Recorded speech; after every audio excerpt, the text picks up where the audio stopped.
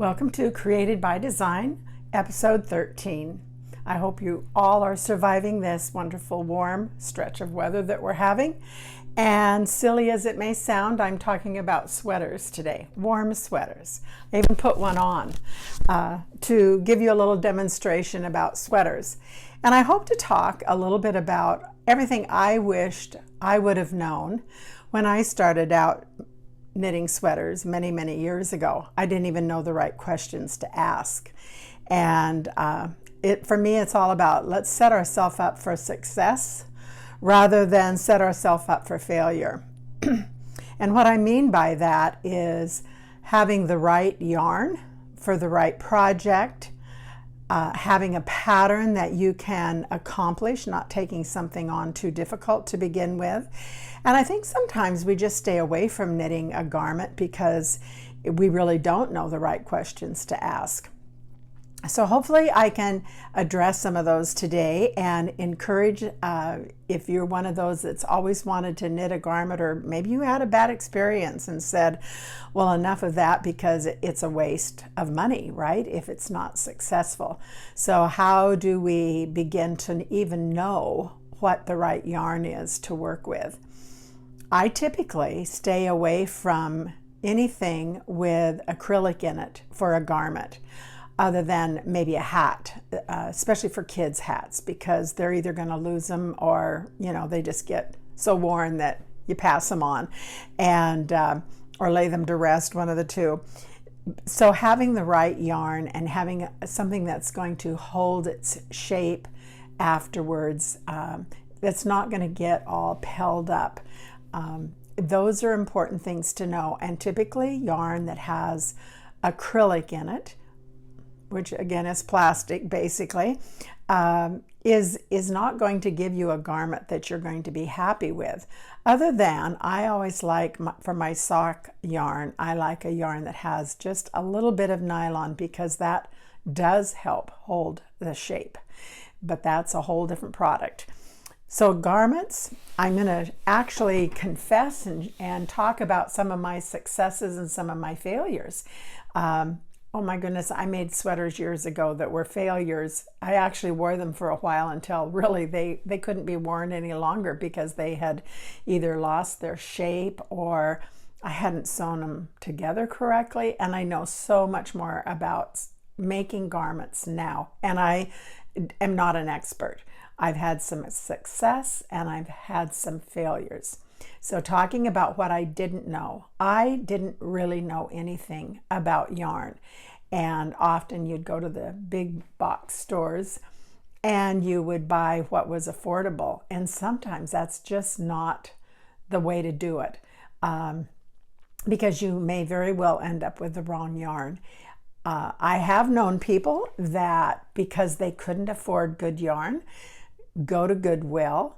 They would get cashmere sweaters or a nice blend of merino. They would literally take them apart, wash the yarn so it would relax. I'm not quite sure the process that they used for washing it, and reknit a sweater for themselves. And that is one way to really get some beautiful yarn. There are people that just do that because they love finding the treasures and they love taking them apart. I don't think that's my thing, but it's a good way maybe to get some yarn that otherwise we wouldn't afford because cashmere is very expensive. But the first one I'm going to show you is this sweater here. I love wearing this sweater, and it's actually a combination of Fair Isle, and those are the sweaters I'm concentrating on today, are the ones that I've had some Fair Isle work. This was the first Fair Isle project that I did, and this was, oh my goodness, now probably 10 years ago, and it turned out, but I did not know what I was doing. I knew at this point in time I loved the look of Fair Isle. This yarn is beautiful yarn, but it's 100% merino wool, which makes it feel soft and yummy. but it does not have a blend with it that would just give it some structure. So what happened when I knitted this sweater, the pattern called for it to be kind of a crop waist, and I didn't want that. So I made it a little bit longer than my waist. Well, now I have to tell you, look, it has draped. And it now is kind of like wearing a sweater coat.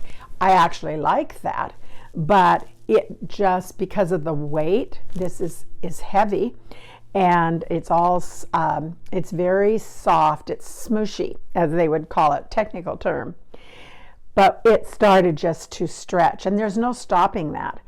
But also what was happening is up here in the raglan area, these stitches were stretching way out, and they looked like eyelets. I could see daylight. Fortunately, I had some more of this yarn, so I actually went inside and I caught those stitches along here in the raglan, and I reinforced it. So now it is holding its shape well, and but this is a prime example of using the wrong wool for this type of a sweater. It's just too much fabric, and it's the sleeves have maintained their shape, I will say that, but lengthwise it just stretched. And so a little more of a worsted weight, something with a little bit tighter twist in the yarn, would have been the perfect yarn for this sweater. Now, I still wear it and I love it, but I know that it's probably about 4 inches longer than I intended it to be. But that's okay, because I can still wear it. And I got into my grandma's button collection, and these are buttons out of her little button box, and they're actually underwear buttons. You know, back in the day, they used to have buttons on their underwear, and that's what these are from, which I thought was kind of fun. So I think of my grandmother when I see this sweater. One of the second Fair Isle sweaters I did was this one here.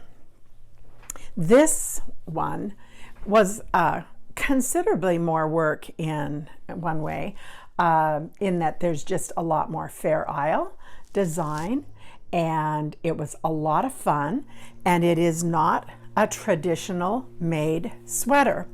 I don't know if you'll be able to see this. I'm going to try to show you, but here at the neck, the angle of the shoulder actually is at an angle. So when that is really sat up on the top of the shoulder like it's supposed to be, it lets this all set at an angle at the bottom, and that's the style of the sweater. So actually, the way it comes out, it's longer in the back than it is in the front, and I like untraditional things.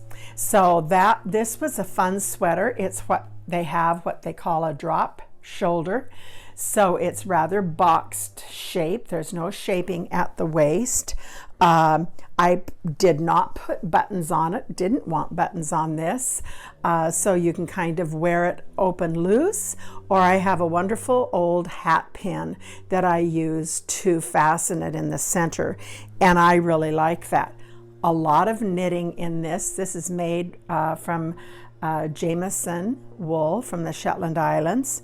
It has a sleeve that is knitted up and sewn on here, and a separate band here. The pattern called for this just to be bound off at this outer edge, and I didn't like that look, so I actually did this section right here, double folded over, and my raw edge is buried inside of this, let's call it a facing. I made a natural facing.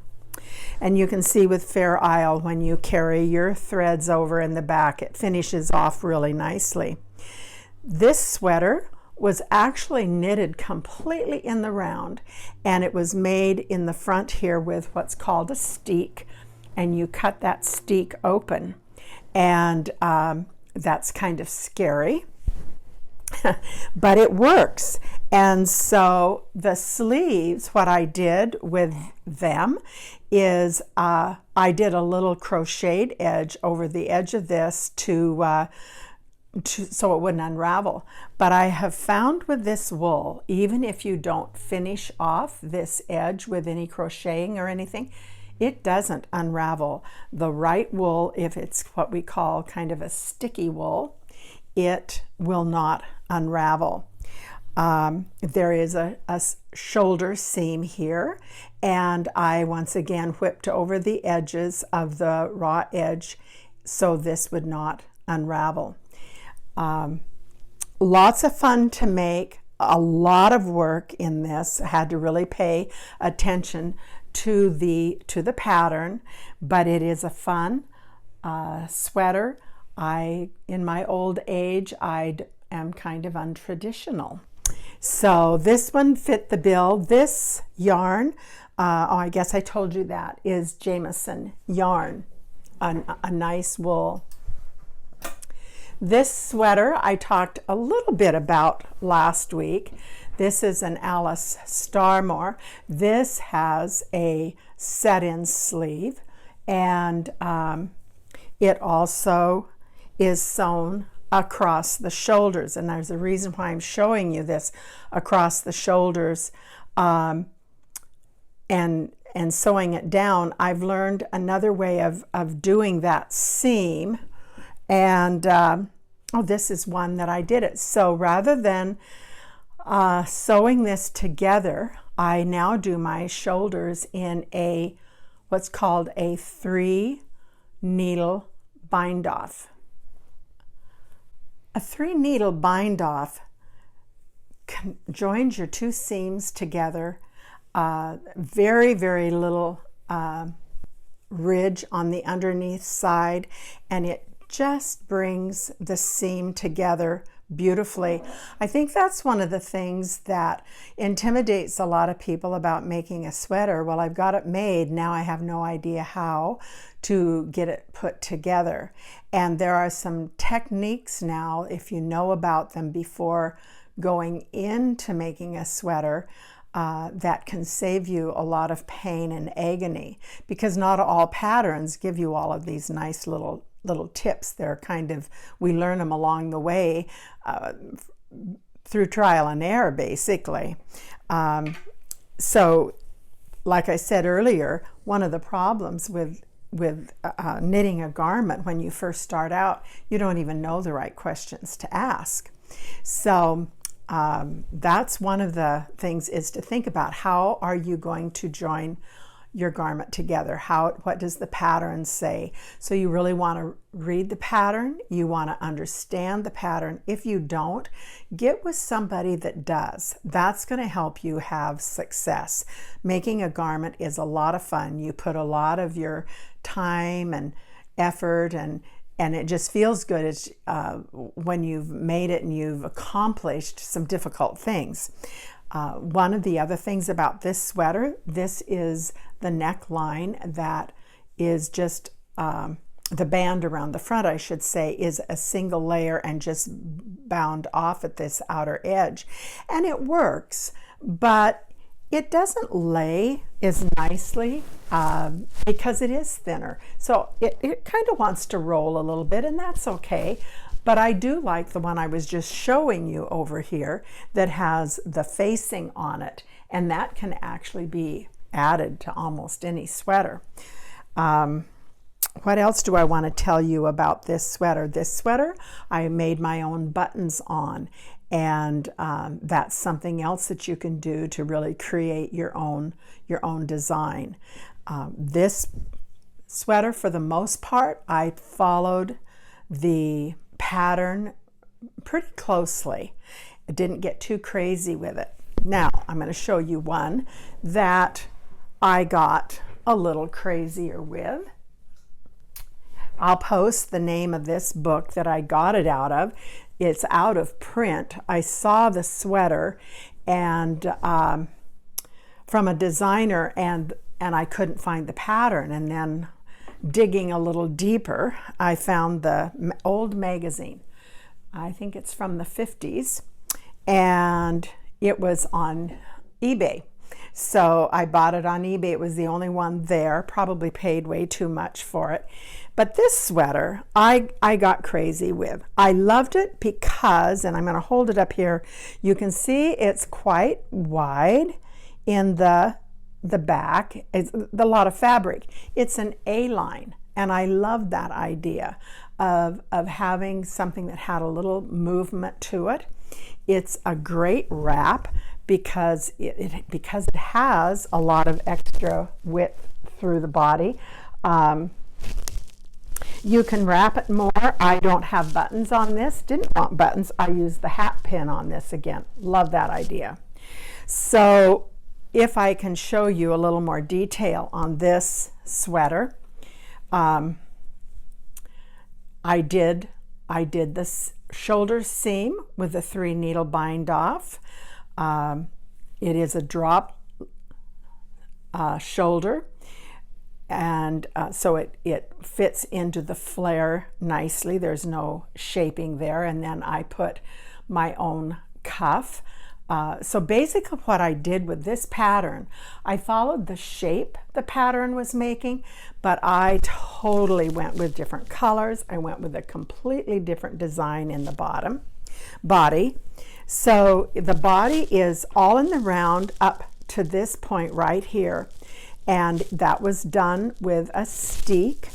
And on this one, when I cut the steek, I then knitted on a facing, so that raw edge is all inside of this nice little facing. So if the sweater comes open, it looks finished off nice and tidy. I like that.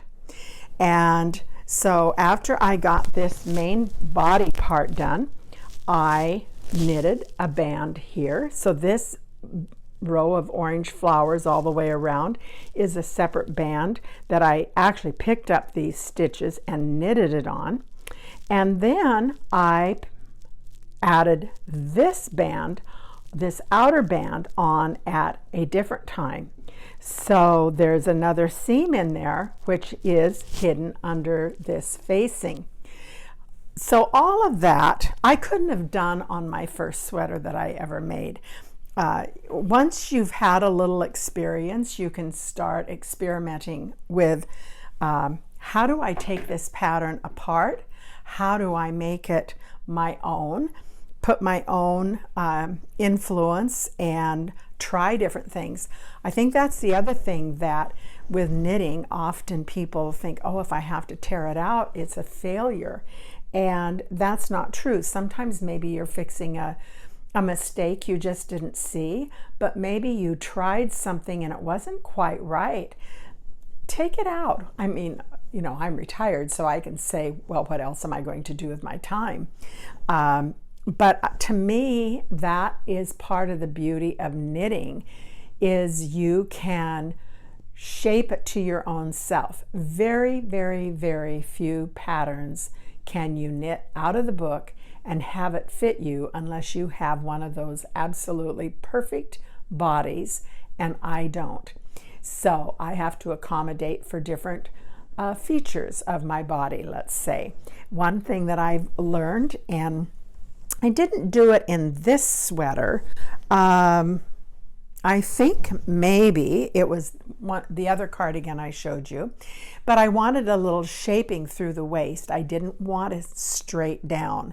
And so I have learned that rather than having to do a lot of decreases, sometimes you can just go down 1 needle size and for a section through the midriff if you want to have a little shaping, and it will be just enough to give your sweater a little shaping without having to think, oh my goodness, how many decreases do I need to do? That changes my my gauge. Well, not my gauge, but it changes my knit count. And then I have to remember to add those stitches back on to make the yoke fit properly. And sometimes that's just way too complicated. So I have found by going down a needle size, I can get some shaping. I've also used that in some sweaters if I want to increase through the bust, but not change my needle count, my stitch count, and just go up a stitch or go up a needle size. Get my words twisted up here, and that is just enough ease without having to change the stitch count. Because if you do, and you can, make sure you take notes along the way. I used to think, oh, I will remember what I did. I just did it a few rows back here. Surely I can remember. Well, guess what? The phone rings or whatever, and we don't remember. So make notes along the way, and or simplify it, and changing that needle size. And actually, you can change up more than one needle size. You just do it gradually. You'll do a couple of rows of the next size up, and maybe 3 or 4 more rows of an increase in stitch needle size. And so you're not changing your stitch count, you're just changing your needle. And then you may want to then go back down to your regular size, depending upon if you're not real broad in the shoulder. Sometimes a person's just really broad in the shoulder. Or maybe you are large through the arm and the upper arm, so you want to keep your stitch count, but just increase the size. So do the needle increase and then bring it back down to whatever size you've done the rest of your body. And you cannot see that if you keep your gauge consistent. A slick way to help make sweaters fit you. And I think that is the key. We get discouraged if we've put all this work into something and then it doesn't fit. So often we start out with not enough information, and we've set ourselves up for failure, and that's really kind of sad, because we've all been there if you've done much knitting. Now I'm going to show you another sweater here. I love this one. This is Marie Wallin wool, and it's a wool that she has developed. I love it. I love her color palette. I think she now maybe has about 18 colors, maybe 20 in her color palette. Compared to Jamieson, they have close to 200. So this is far more limited in color choices. But this sweater, again, I took a basic sweater pattern that I liked the shape of, and then I started doing my own thing. So I wanted to experiment with adding a panel in here. The top yoke comes all the way across, and then this band is picked up and knitted just up to here. And I did that band with a facing. None of that was in the pattern. None of these panels were in the pattern. I just took off however many stitches I was leaving off and knew how wide I needed to make it by doing math. Knitting is a lot of math. And if your gauge is consistent, which you don't want to start knitting a garment until your gauge is consistent. You want to knit enough on smaller projects until you get a consistent gauge, meaning row 1 and 2 are going to match the same gauge as you have in row 40 and 60. In other words, if you're 8 stitches to an inch when you begin, you want to make sure you're 8 stitches to an inch when you end, unless you're increasing the needle size to give you a little width through the bust or a little width through the hip. But you still want to be consistent. That's going to be key to knowing that your math works. So you take your measurements, for instance, let's just say a hip measurement, and once you know that, and then let's say you want a little ease in that sweater, so you don't want to just have it skin tight, so you add on whatever you want, maybe let's say three additional inches. And so when you've done your swatch and you count how many stitches you are to an inch, you take your stitch count. If it's 8 stitches per inch times however many inches you are around, plus your add-on of the 3 inches for ease, and you'll know exactly how many stitches to cast on your needle. So if you're one of those lucky people that you can find a pattern and it fits perfectly, that's great. But most of us are not that way.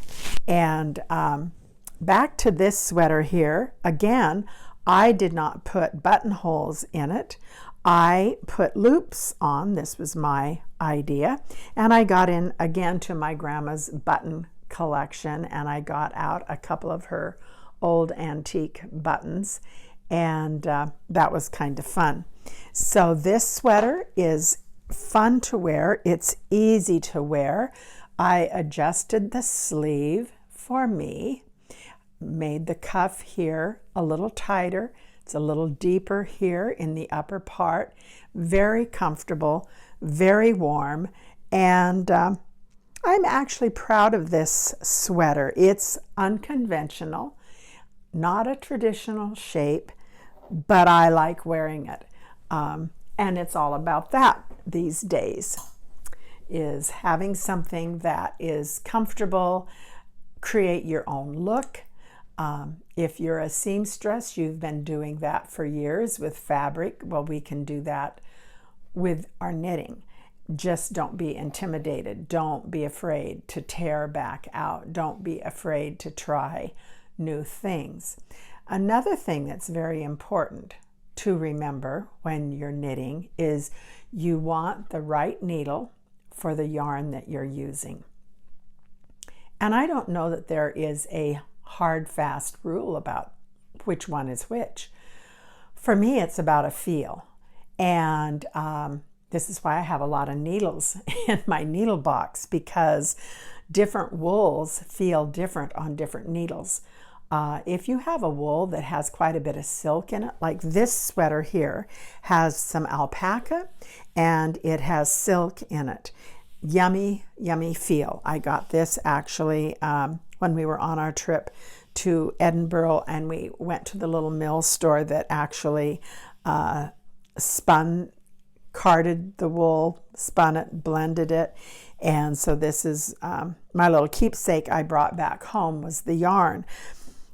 But it's slick because of the silk in it. So I found my metal Addi needle, which I love. I think they're just some of the best needles out there. But the yarn was super, super slippery, and a little too slippery. So I went to my wood needle, a circular wood needle, and that just had enough drag on it. The Addi has such a fine finish on the metal that the yarn just wanted to slip right off. If I laid it down, I had to be so careful.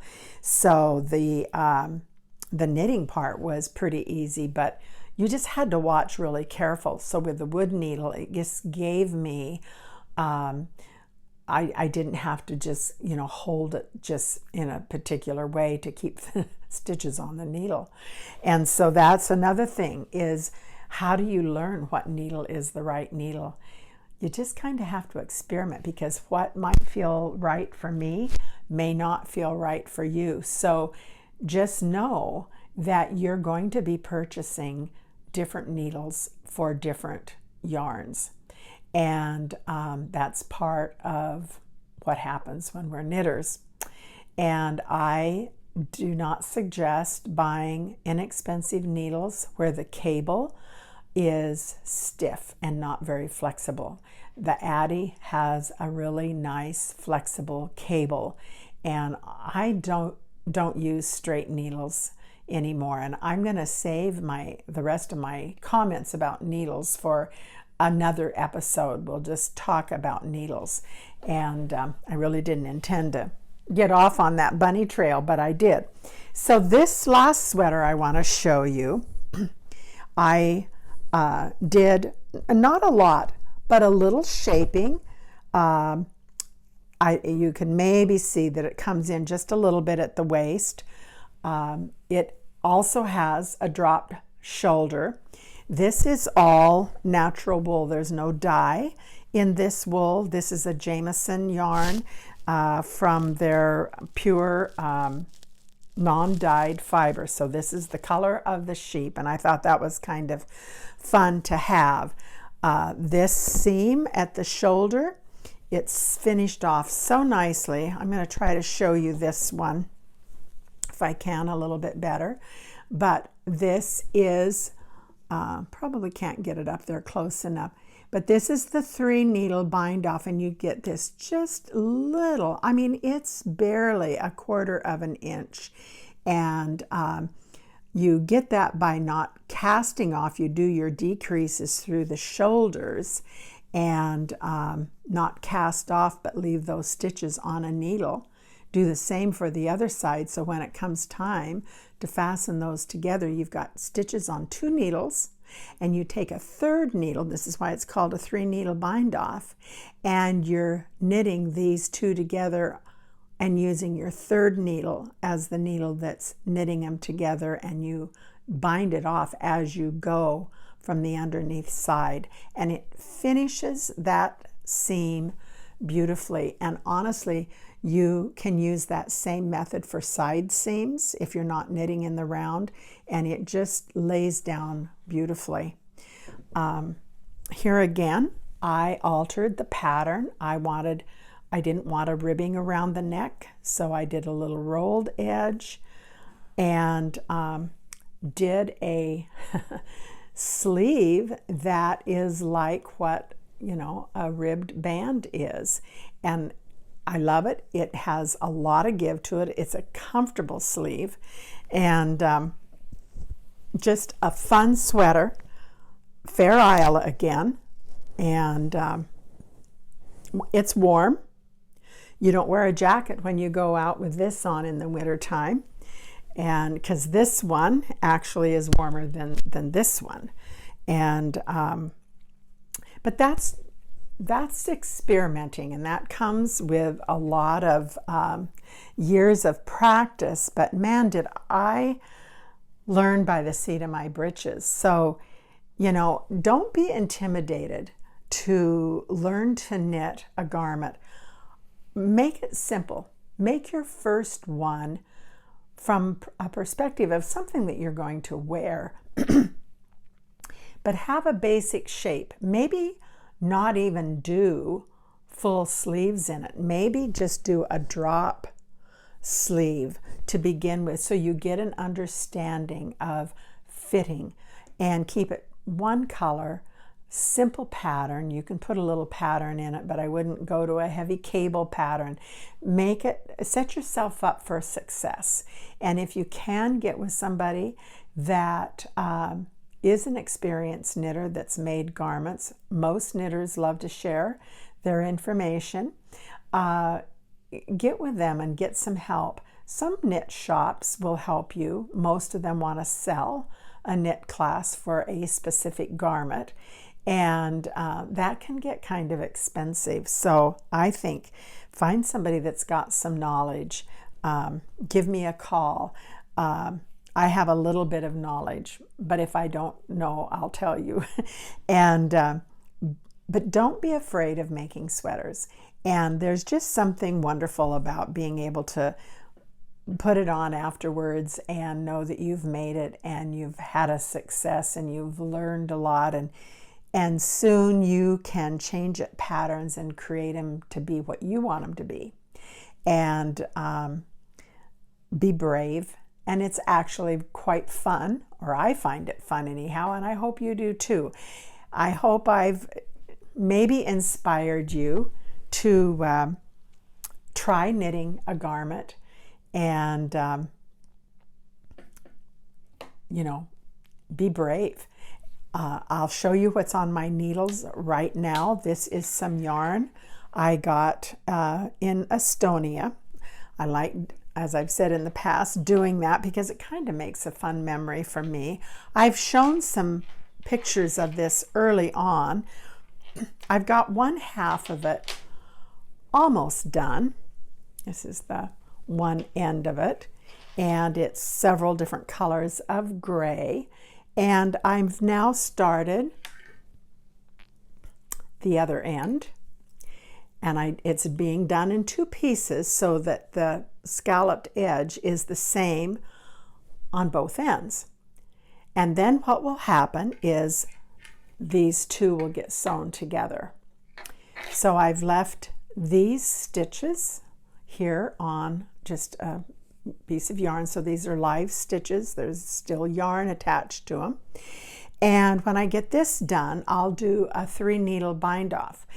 It could be joined together through a Kitchener stitch, but I think I can do it with a 3 needle bind off to make just ever so fine of a little bit of a seam there that I don't think will be very noticeable, and certainly much easier than doing the Kitchener stitch. So I have a little ways to go, but this is just a really easy lace pattern. It's kind of fun to have. It's a total of 8 row repeat. Every other row is purl. So that means you have 4 rows that have a design on them. And the design on each row is rather similar. So easy to memorize in your brain. So that's what I'm working on right now. Don't have a sweater that I'm going to make. I'm not going to do any more Fair Isle sweaters. But I will be doing some more sweaters. I've got my eye on some silk blend, and that will be lightweight, and I think it will be fun to have, and fun to do. So that's my story about sweaters. It's certainly not a complete story, but maybe it'll spur you into thinking of some questions to ask, how to get started, where to go buy your yarn. I just have to say, I really recommend staying out of the big box stores because so much of their yarn is so pre-treated. You know, if it's a sample sweater you're making, okay, but if it's the real thing that you want to have last and hold up, go to a yarn store and talk to the people in the yarn store. Tell them what you're wanting to do and keeping the price as reasonable as possible. You don't have to spend $30 a skein, and you shouldn't. But just stay away from very much acrylic. You will be unhappy if you don't. So with that, I hope you have a good day. If you've got questions, ask me, type them out, put them on our site, and maybe I can help answer. If not, we'll find an answer together. So there you go. Have a good day. We'll see you next week.